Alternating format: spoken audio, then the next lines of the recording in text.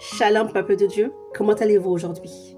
Je suis la diaconesse Natacha de l'Assemblée de Racheter l'Éternel et aujourd'hui, je viens t'apporter du boost dans ta marche chrétienne. En effet, je viens vous parler du thème qui me semble important, qui est la puissance de la Sainte Seine. Pour ce faire, nous allons juste lire un passage biblique à Matthieu 26, versets 26 à 29, et je vous dirai ce que cela procure chez moi, ce que cela évoque en moi. Père éternel, je ta parole à Matthieu 26 au verset 26 jusqu'au verset 29. Pendant qu'il mangeait, Jésus prit du pain et après avoir rendu grâce, il le rompit et le donna aux disciples en disant « Prenez, mangez, ceci est mon corps. » Il prit ensuite une coupe et après avoir rendu grâce, il la leur donna en disant « Buvez-en tous. » Car ceci est mon sang, le sang de l'alliance, qui est répandu pour plusieurs, pour la rémission des péchés. Je vous le dis, je ne boirai plus désormais de ce fruit de la vigne, jusqu'au jour où j'en boirai du nouveau avec vous dans le royaume de mon Père. Amen. Alors, pour vous, ça évoque quoi? En tout cas, moi, je vous partage, moi, ce que ça évoque.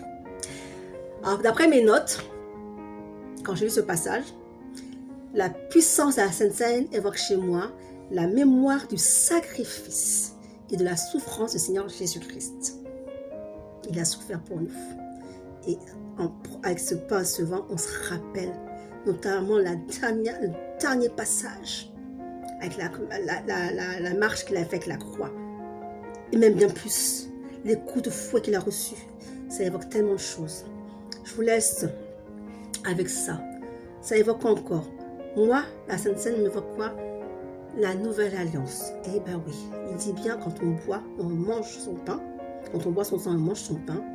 Cela, il dit bien, nouvelle alliance. Voilà. Le sang de l'alliance, tout simplement. Donc en buvant son vin, ça nous rappelle l'alliance qu'il a posée, l'acte de l'alliance qu'il a posé entre lui et nous. Ça symbolise quoi encore, la Sainte Seine?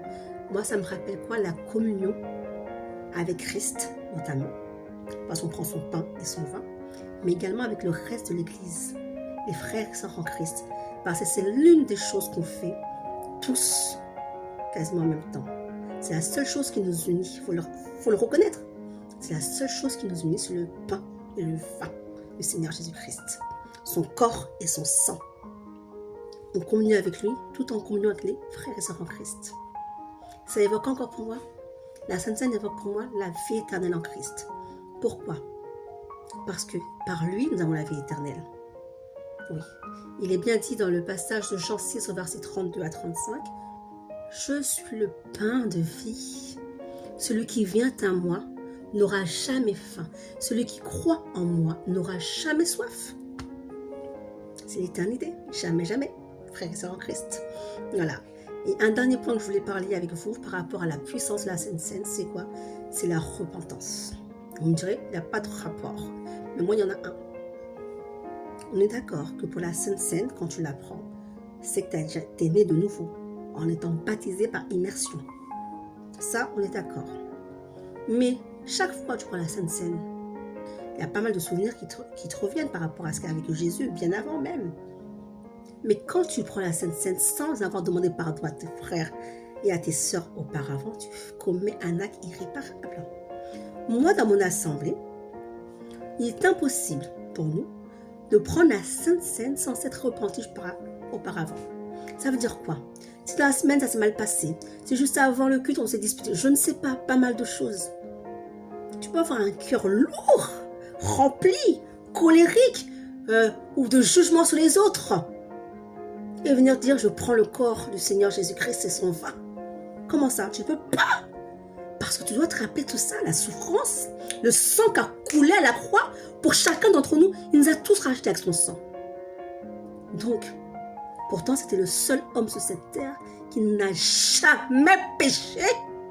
Il a été se faire crucifier pour nous. Donc, la moindre chose que tu peux faire, c'est te repentir avant de prendre la Sainte Seine.